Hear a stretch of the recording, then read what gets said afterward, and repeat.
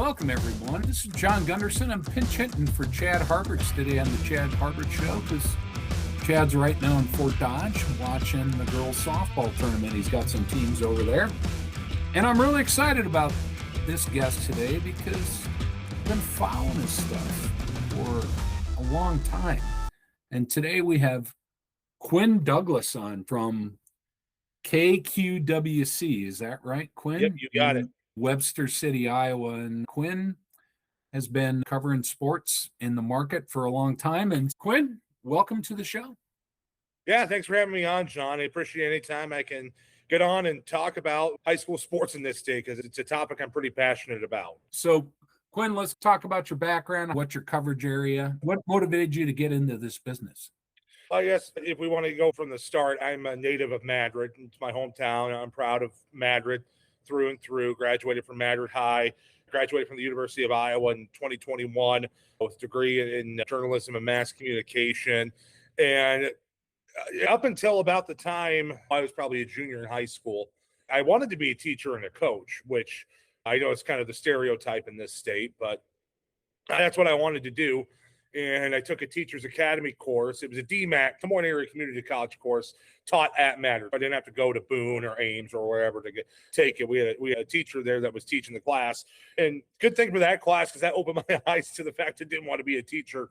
A coach is a bonus to that, but that opened my eyes to the fact I didn't want to be a teacher.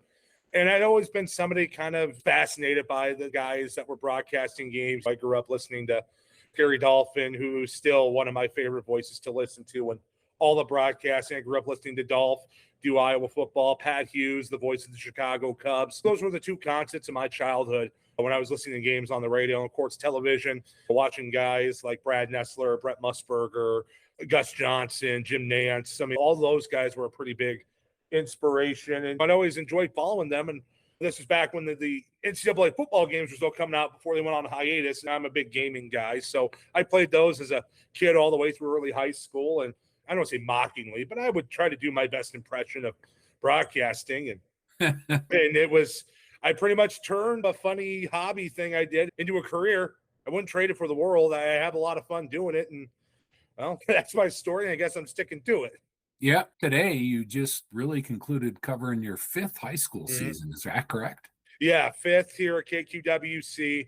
Got hired here in August of 2021. They took a chance out of a fresh-faced kid right out of college, 22 years old. Hardly knew a thing about commercial radio, and there's been a lot of trials, a lot of tribulations, but I think the best is still coming for us here at KQWC. And I took over a department that was pretty close to non-existent when I got hired here, and COVID had a lot to do with that, and it had a lot to do with a lot of disarray and the broadcasting world back in 2020 into 2021. So I was able to kind of, as long as my bosses were okay with it, kind of had carte blanche and had a creative hand in how we wanted to reshape the sports department. And I think we have done a solid job. There are things I still believe we can get better at with our coverage in many different facets, but it's been an enjoyable rebuild. I've really enjoyed what we've been able to do here, and I'm going on 5 years now. And like I said, I think the best is still ahead of us. That's great. So what are your main schools that you cover? So our coverage area at Webster City, obviously home base. So Webster City is the home base. And outside of that to the south, South Hamilton, it's our other school here in Hamilton County that has varsity athletics. They're a big part of our coverage. Roland Story is the south end, and they were actually a school we added after my first year here. I felt like I could take on another school to the 4 we started with. And I felt like I could add on another school and still be able to handle the workload. And it's been enjoyable covering Roland Story. Obviously, they've had a lot of success in recent years. South Hamilton has as well. And to our northern end, Eagle Grove in Clearing, Goldfield, and Dallas are our northern schools up in Wright County. CGD in Eagle Grove, you want to talk about two towns that are very much embedded into the history of the state when it comes to wrestling in this state. Yes. There's a lot of history in that Highway 3 corridor between towns like Clarion, Hampton, Humboldt, Eagle Grove, so on and so forth. And while maybe they haven't had the success in recent years that some other schools had, Those are two communities that are still very strongly passionate about cowboy and cowgirl and Eagle athletics. So they may not have the success they wanted to have, but they're still passionate. They still are very excited. I think the future is bright for both of those programs going forward with some of the things they're doing in Clarion and Eagle Grove. So all together in Webster City in general, Webster City has been a great host. That's a school. You want to talk about a town that is so devoted to the Lynx. I always tell people Webster City's not a Hawkeye town. It's not a Cyclone town. It's a Lynx town. Most sports that you can think are coverable on play-by-play, I'm doing. So you got volleyball, you've got football, obviously, during the fall. In wintertime, basketball, wrestling. Springtime, there's not a lot. We've started to pick up more soccer. It's not something that's been a huge consistent for us, but Webster City, especially on the boys' side, has had a lot of success in boys' soccer in recent years.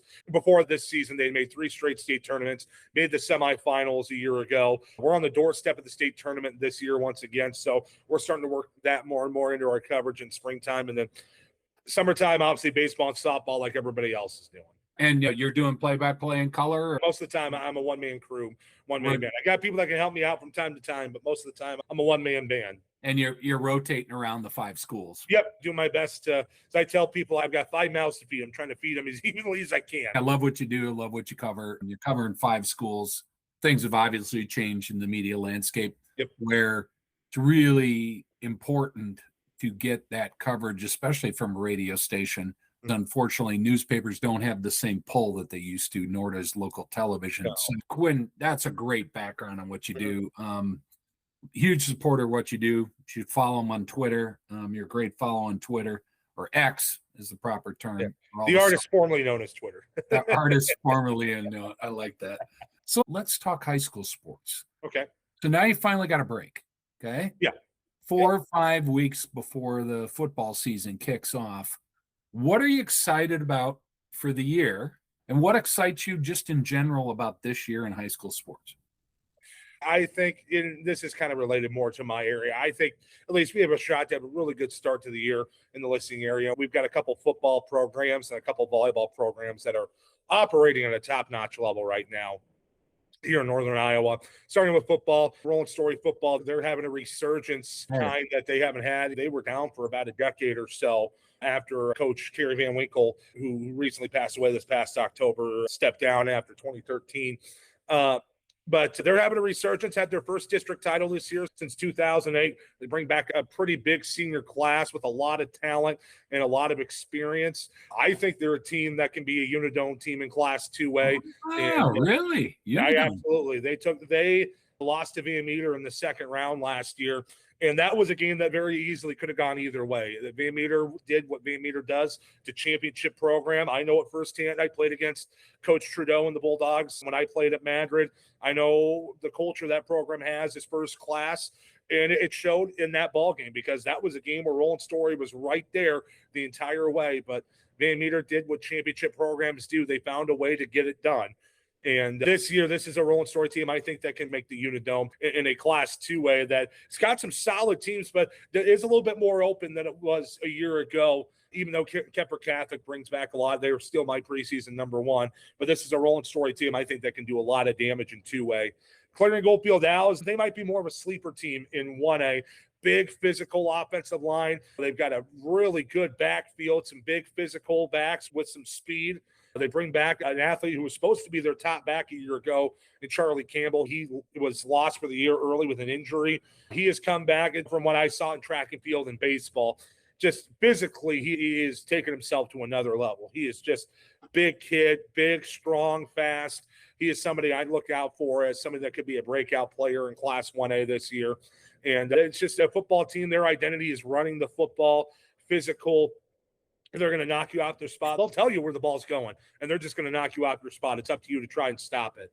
They're a team I think can very much be I don't want to say sleeper, but a team that maybe people aren't looking at in 1A that can very much make a deep run in the postseason. And also in a tough district with the likes of South Hardin and Grundy Center at the top from a year ago.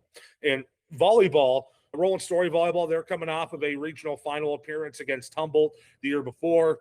One could argue they shouldn't have been in the same region, but that's a different story for a different day. But it's a roller story team that brings back a lot of production. Most of that production are seniors. They're a very talented group, a great program ran by Coach Molly Geis. They've had a great program for about 15, 20 years now in volleyball in Story City. So look very much looking forward to what they can do in the heart of Iowa. Not only that, in 3A this year. And Webster City's got a chance to have a very good volleyball team this year. Jess Howard has done a really good job of keeping Webster City a consistent winner, especially in my time here the last 5 years. She has built a consistent winner in the NCC. And this might be one of her most talented teams yet, especially in the front row. They bring back athletes like an Evie Davis, a Tristan Wright, two girls who were all conference a year ago. And the back row, it's been kind of a by committee the last really 3 or 4 years for Webster City. It's been kind of, all right, next man up the next year. And somehow Webster City comes out and produces an all-conference libero when they haven't started varsity before their senior year. So Coach Howard's been able to turn out back row players, and I think it could be a really fun year for them this year, too, battling with Humboldt at the top of the North Central Conference. I know it's more of a local feel, but those are the things I'm excited about the upcoming, at least fall season for our listening area. That's really good. That's 4 good teams to really follow. So, Quinn, my next question is this. You're in an area where there has been school consolidation. One of the schools you cover is 3 or 4 schools brought together. Long-term, participation issues are becoming bigger and bigger problems for the state, especially at the girls' basketball level. That's one that is struggling. Talk about your opinion on how we might be able to help with the participation issues, or where do you think it's headed, especially like in your area? Do you see more school consolidation? I would just love your thoughts. Yeah, absolutely. Yeah, that is an issue where that has hit the area. It was 2 years ago, Clear and Goldfield Dallas wasn't able to field a girls basketball team. And even then it was a struggle this past winter. They didn't win a game this past winter, played a full varsity schedule. They got through the season, but not without taking a lot of lumps along the way. From people I talk to that are a part of the industry in terms of coaching, that are involved in girls basketball, I really think what's hurting participation numbers, I think chiefly number one is club sports, because club sports is year round, whether that's volleyball, people find ways to play indoor softball now in the wintertime. And if you're not playing club basketball, maybe you might be falling behind a school that has a lot of club basketball players. I think club sports, number one, is really hurting the stock of high school girls basketball in this state. I think that's number one. And I think number two, and I'm not sure necessarily if this is hurting so much as the impact hasn't been felt yet. Everybody in the state talks about the impact Caitlin Clark had on women's basketball, not just nationwide, but in this state in particular. The generation that had the most effect, that felt the most effect from Caitlin's presence, they're not old enough to play high school sports yet. They're still kids. We haven't seen that reflected yet, because there's the generation she impacted the most is not old enough yet. And I think there might be a little impatience because of that. I think it will bounce back. And, historically it has bounced back, but I think we're wanting to fast forward to fix a problem that it's just simply going to take time to rectify itself. I definitely think we're in a lull right now. I'm sure there's a bunch of other reasons that, I'm missing the boat on and I haven't even thought about. But those are the two that stand out in my mind. Number one, I think club sports is doing more damage to basketball than I think people realize. And number two, like I said, the generation that Caitlin Clark affected the most in this state, they're not there yet. They're not old enough yet. They haven't grown up enough yet. Yeah, I think that's fair. One of the other things I would just propose this, girls basketball is, unless you're an extremely talented athlete, it's the one area where if you put a lot of skill development in, you can create more distance between someone who's heavy in AAU basketball versus someone who's just coming from one sport to another. Yes. That gap is so huge that it creates that competitive imbalance. Like you said, your local team didn't win a game. And the gap between the haves and the have-nots in girls basketball continues to be greater. And I think it's the greatest in any women's sport in this state. I don't think it's a question. And I also think it's a numbers issue. Volleyball, the way it rotates, the way it moves, you can only have one player that plays all 6 positions. You got front row, you got back row, you got libero. you've got a lot more participation, and same with softball. You just have a lot more players on the field. And high school basketball, I was watching Johnston play Northwest Waukee, two great teams this year. Number 1 and number 2. And when it's great, it's great.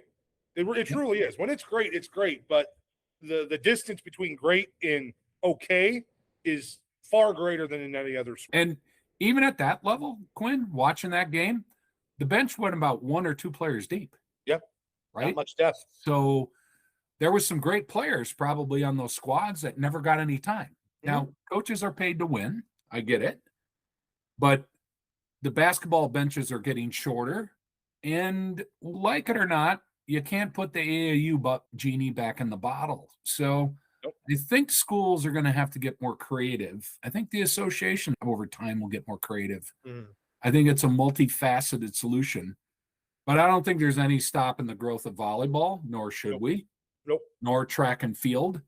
And I think, unfortunately, basketball, even when the younger Caitlin Clark generation comes up, I don't think it's going to be enough to stop the trend.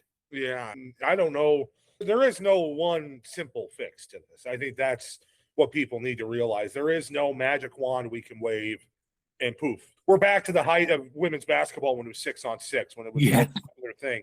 It's not going to happen with one simple fix. It's going to have to take time. It's going to take multiple solutions to try and fix. I would love to keep that dialogue going. I do think high school sports has to figure out better ways to coexist with AAU sports and vice versa. The pining for the good old days of, boy, I wish we were back to non-specialization. Yeah. You just can't. It's not going to happen. Hey, you're preaching to the choir. You're talking to somebody that never spent a dime on AAU as a child. I mean, granted, most of the sports, I was a football player and I was a track athlete. There's no AAU for that. You go to camps in the off season and that's that. So yeah. Hey, Quinn, what are probably the 2 healthiest sports out there right now? Football and track and field. In this state, absolutely. Yeah, absolutely. Well, it was great to get to meet you. Thank you for being on the podcast. We're going to follow you closely. Love to have you back on in the fall, especially talking about your rating, because you follow Quinn. He does do football ratings each and every week for all the classes. Yep. It's my ballot for the Radio Iowa poll. Todd Kim over at Radio Iowa is the one who puts together, gets ballots from all the different sports guys, different radio stations that are Radio Iowa affiliates across the state. And I just say I'm the one that I'm not afraid to get yelled at for actually putting my ballot out there who I think should be where. So I'm not afraid to, like how the Associated Press poll, they release the individual ballots for all the pollsters. I'm like, well, I want a little transparency here. Here's who I think should be where. So I take my lumps along the way. There are times I'm totally wrong and I'm proven wrong, but that's the fun of it. That is the fun of it. Hey, Quinn, so thanks for joining the show. I'm sure we'll have you back on. Really appreciate it. Have a good 4.5 weeks off because football's coming fast, brother. Yeah, I'll work the rest of the week, and then the family week, I'm taking vacation. And people ask me, you got any big plans? I'm like, oh, the sleeping in count as big plans because that's about all the plans I have. Well, have a wonderful day. Pleasure meeting you, man. Yeah, thanks, John. Appreciate it.